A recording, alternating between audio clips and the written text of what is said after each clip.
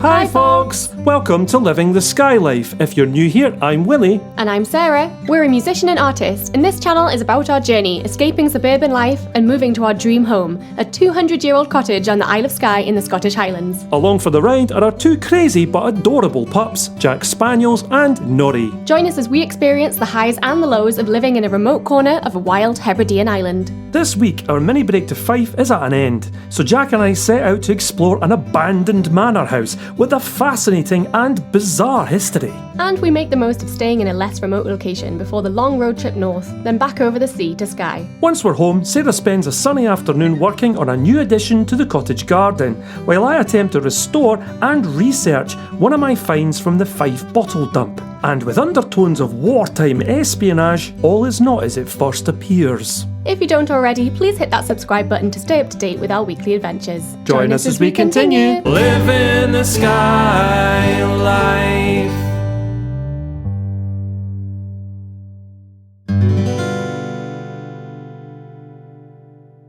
Jack and I have come out for a walk.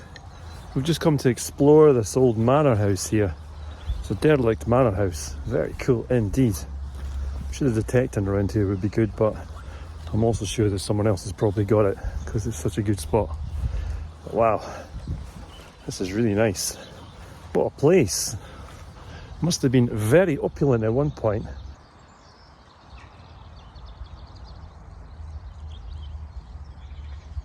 I'm guessing that is the stables, and there's the main house there. It's amazing. Yeah, what a place, eh? It's very cool. Jack's just running about free. There's, I think this is a farmer's field, but there are no livestock here. So he's just running about and having a bit of freedom, which is quite cool because you don't really get that in the town so much. Obviously on Skye he can run about pretty much wherever he wants as long as there's no livestock as well. But in Fife there's a lot more people, a lot more roads, very busy. So obviously you have to have him on a lead just in case he runs onto a road or whatever. Here though, he's got a bit of freedom. I think he's really enjoying himself. Hey pal, he's got a stick, as always. Jack! There was like a holiday park in there or something. You having fun, buddy? On our mini break in Fife? We've never been here, have we? We used to live nearby as well.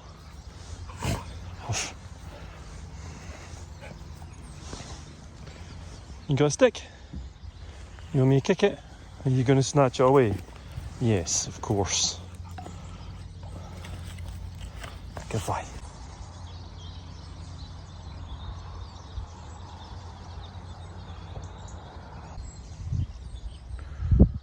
Well, there are fences everywhere else, but there isn't one here. I think there probably was at one point, but it's gone now. Wonder if there was statues in there. It looks like those recesses would have had statues in them. Watch out for glass, mister. Places like this often have glass lying around from the youth.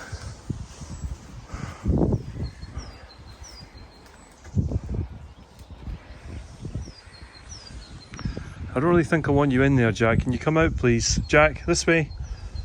Jack, come on, out. Out, out, out. Out. Good boy. There's some fireplace things there, I guess. Actually, I don't know, because there's no chimneys. I don't know what they are. There's recesses, but there's nothing above us in here. So, I'm not as nervous. I wonder what went on in here all those years ago.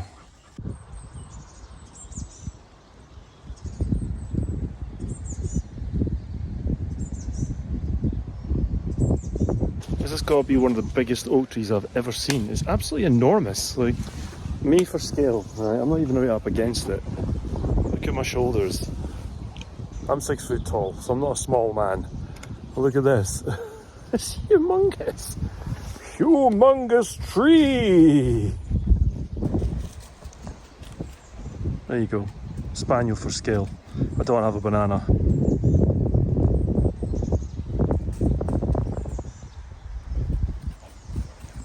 Hey Jack! Hey Jacko! Good boy. I think that's the walled garden. Pretty sure it is in fact. For the manor house. It's a huge one. I've seen a few walled gardens in my time, but I think that's got to be the biggest one I've ever seen. and that's where they would have grown the veg. In fact, they still are. I can see some here. They've got some kale and things growing in there.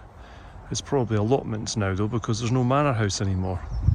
Well, there is one, but it's a ruin. What are you sniffing, Jack? Whatever it is, don't roll in it, please.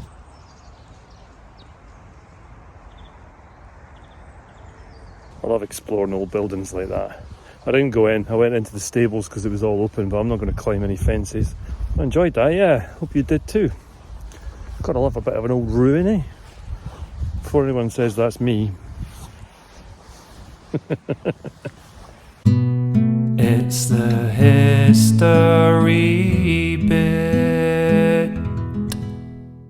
This beautiful but now sadly ruinous building is Largo House. But how did such a grand building end up in such a sorry state? Well, let's go right back to the start. The furthest back I could find any history of Largo House and estate was in the period of the Pictish tribes of Scotland, so very roughly between 300 AD and 900 AD. The Picts didn't keep any written records, unlike their enemy the Romans, so most of what is known about the Picts either comes from Roman accounts, which will no doubt be heavily biased in the Roman favour, or by the ornate stone slabs the Picts themselves left dotted around all of the Scottish countryside, including the one very near the site of the now ruined manor house at Largo. This slab was moved into a local church during the Victorian period. More recently, well, in the 15th century, the lands of Largo were given to Andrew Wood by then King of Scotland James III, along with a knighthood. Then James's successor James IV granted Andrew permission to build a castle on his land. This was a reward for his excellent job as Superintendent of Dunbar Castle, and also for his defence against the English army and the naval fleet. Wood's career in the navy was distinguished, and by 1489 he was the master of the king's ships, the Flower and the Yellow Carvel. It was on these vessels that Wood fought and captured 5 English ships near Dunbar. In retaliation, England launched an attack on Wood's ships in the Firth of Forth. The fighting was fierce and lasted for 2 days. It was watched by a large crowd assembled on the shore in Edinburgh. Wood triumphed, and all the English ships were captured. James IV was so impressed, he allowed Wood to imprison some of the captured English soldiers, and Wood quickly put them to work as unpaid servants building his castle at Largo. Now, as if all this wasn't crazy enough, here's my favourite part about this guy. Apparently, Wood commissioned a canal to be constructed to take him and his imprisoned English servants the 1/4 of a mile journey to the church at Largo from his castle. This canal, his English servants also constructed. Now I could go on for hours about the rest of the owners of the estate and house, but I'm just going to jump forward to 1750 now, which is when it's thought the current building was completed for the Durham family. The house enjoyed many years to come as a home, but also the main employer in the Largo area. However, fast forward to World War II, and Largo House's fortune took a major downturn. Property taxes were at a record high, and even wealthy owners of large country houses were seriously feeling the pinch. Largo House was abandoned in 1939. But not for too long. In 1940, the Ministry of Defence requisitioned the house and used it as a barracks and training ground for Allied soldiers, the majority of which were Polish, but also some Belgians, Norwegians, Dutch and Czechs. It soon had a new title, the headquarters of the 1st Independent Parachute Brigade. When the war was over, the house was handed back to the owners by the MOD in a terrible state of disrepair. Without the necessary funds to repair it, in 1951 the roof was removed and the property stripped out, so that the current owners didn't have to pay the whopping annual council tax bill that was required on even derelict buildings at the time. And that is why this beautiful historic building ended up the way it has.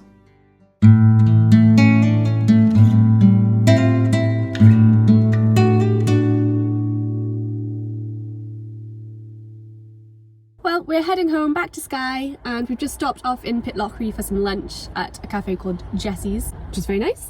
It was very nice. I had a bagel. It was lovely. It's still grey, it's still cloudy. The forecast in Skye is still amazing.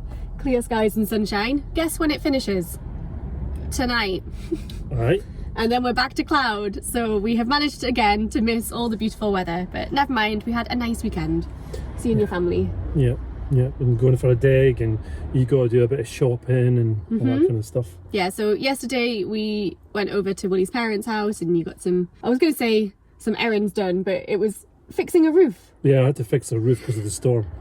Storm Eowyn damage. So they fixed the roof, fixed the greenhouse, and I got a little bit of time to go down to the high street, and I found a coffee shop. It had loads of board games and stuff, but I just sat there and read my book, and they were playing the Lord of the Rings soundtrack, which is basically just my idea of heaven. If you're in Kirkcaldy, look out for the other place. It was really good. And yeah, that was kind of it. Yep. Oh, we went out for dinner.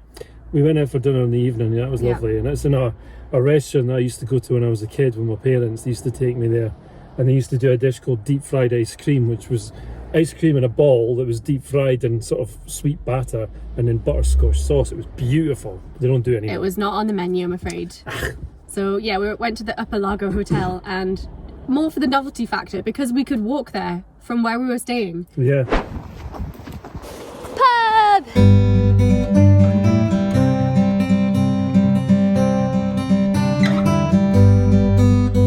It was nice to be able to go out to the pub and both have a drink. As usually at home, one of us is always driving.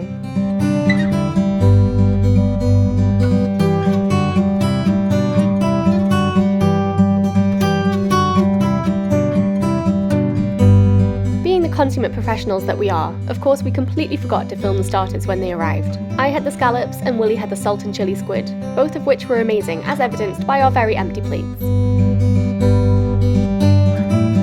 For mains, Willie went for the roast beef and I had the East Coast haddock. And then it was on to dessert. That's vodka. And that's raspberry sorbet. It works with any sorbet though. Then you leave it for a bit to have a think. That's a lot of vodka actually. He wants for a double. It was a big double. It was a really nice way to do the visit. I think we'll probably do that again, maybe find a little cottage, a place to stay. Going down just takes the pressure off. The boys can be a bit more mental than they are in Grandma and Granddad's house. Yeah, I know. On our way home and back to Skye Life. Let's do that.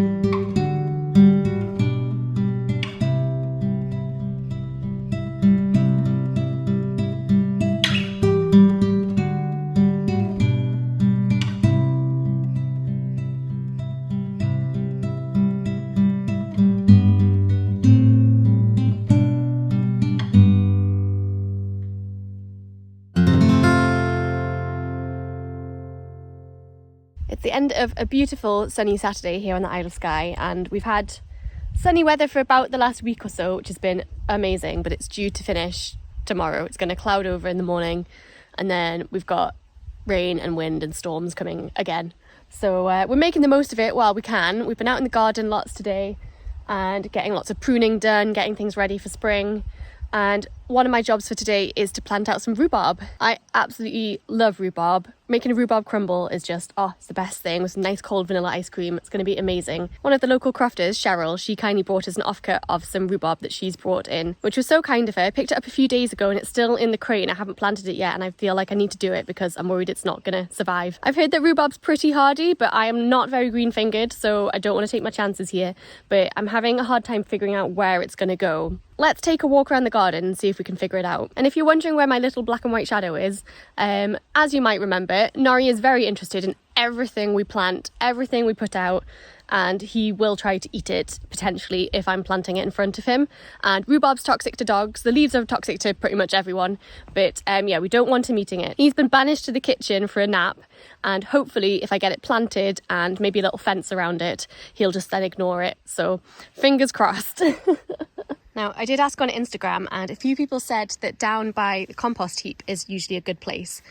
But this whole area here is where the rain runoff goes. So when we get really heavy rains, we generally get a sort of water feature in this part of the garden. We have managed to divert most of it. We've got a culvert dug, and we've also got sandbags, so we don't get the huge floods coming down anymore, touch wood. But this is also where our runoff from our drain pipes goes, so we don't really have a choice about that. So it does get quite wet, and I know that rhubarb doesn't really like damp conditions. This whole area at the front gets a lot of sun, which is good, but it's really rocky. It's actually built up. So the croft land below it, and there's a step up into our garden. So we think this got built up with rocks and then topsoil put over the top. So not sure if that's going to work. I think it needs quite good soil. And we've also got plans for that because we want to plant some wildflowers out the front as well.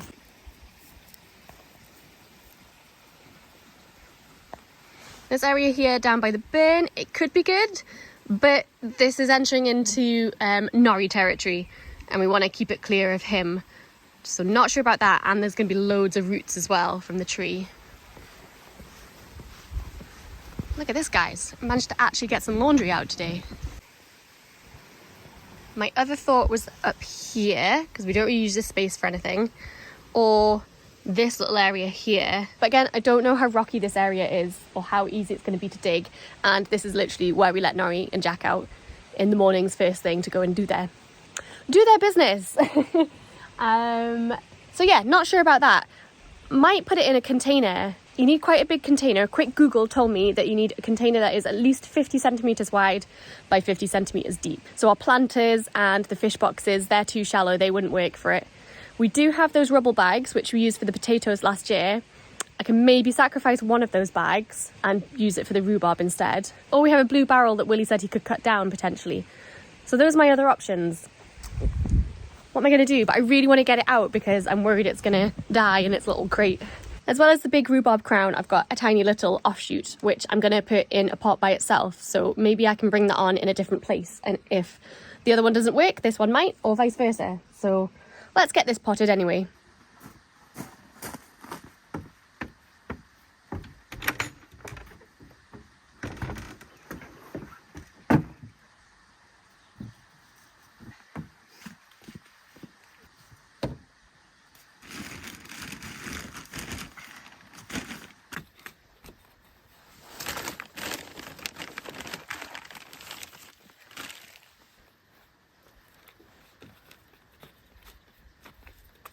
One down, one big one to go.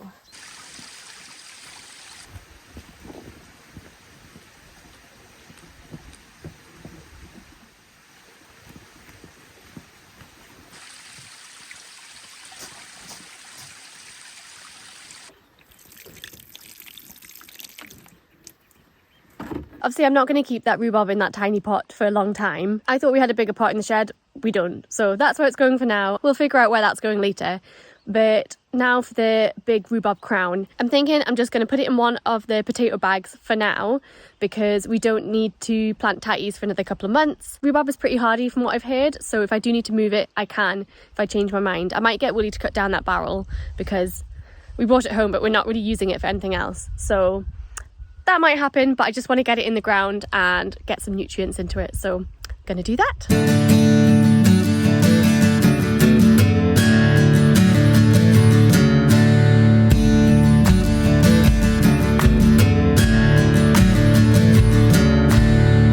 Wormy worms.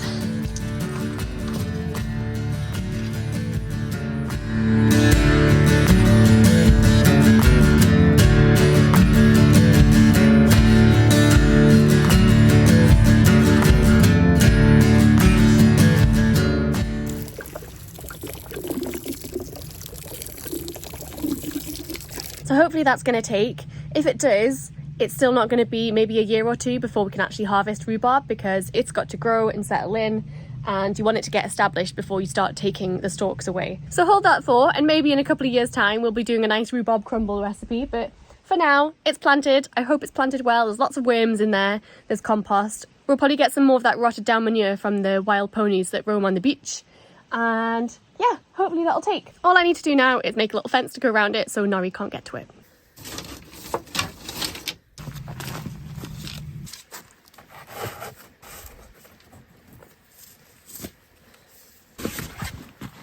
Nori fence.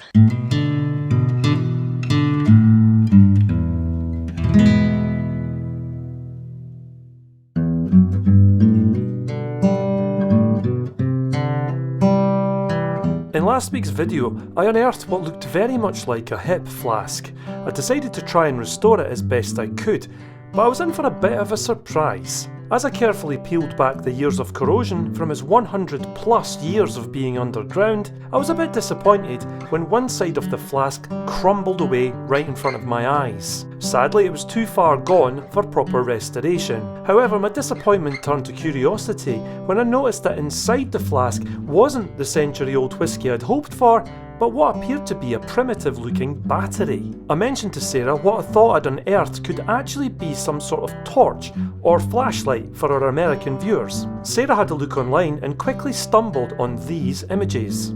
It turned out that my hunch of it being a torch was right, but we were both surprised to learn that it's actually a World War I military issued torch, presumably thrown away at the end of the war. So the find itself was beyond repair, but the process of attempting to repair it, for me, was well worth the effort to find out what it actually is. I can only imagine the stories that this find could tell. It's a couple of weeks later after I planted out the rhubarb in the tatty bag. Willie very kindly sacrificed one of the big blue barrels that we found on the foreshore, and he's cut it down for me and we've made it into a planter. So I've actually transplanted it. I was a little bit worried that it wasn't going to survive, A, being left out for a few days before I planted it, and then B, being transferred so quickly into a different container. But I think we've got some new growth. So here is the update from the rhubarb. We have growth. We have leaves appearing. We have a puppy. Oh no. This seems to be high enough that it's not tempting Nori to come and dig it, but we shall see. I might have to put another fence around it or something, but at the moment it seems to be doing the job. I think I need to finish it a bit because it's a bit rough on the edges. And I don't know, I might paint it. It's a bit scruffy. But it's in keeping with the other things that we use. We like using fish boxes and stuff for planters, so it seemed to work. Now I'm getting really excited about having rhubarb, and I have to keep reminding myself it's not going to be ready for a year or two, so I have to let it establish. I'm not very patient.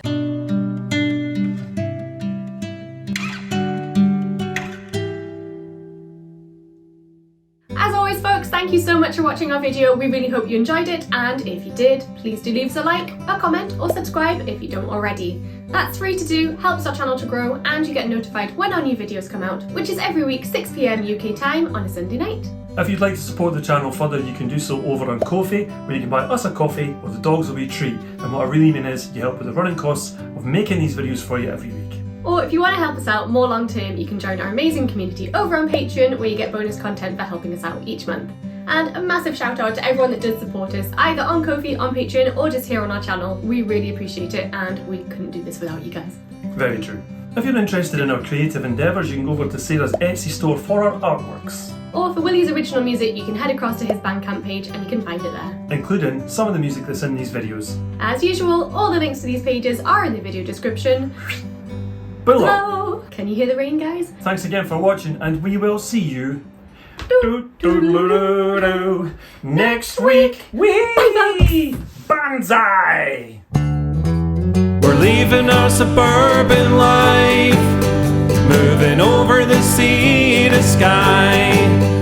Are we chasing a dream? I guess in time we will see, when we're living the Skye life. Living the Skye life. Oh, we've gone all purpley. Well, maybe you should take that Purpley off red. then. Maybe you're not going to be like too similar. Too matchy. Maybe. Hold on. Put your cardi on. This coming from the couple that has matching barber coats. I got mine first. That's all I'm saying. That's better. Teala's your go-to, isn't it? We match the painting again. Oh, people won't notice that kind of thing.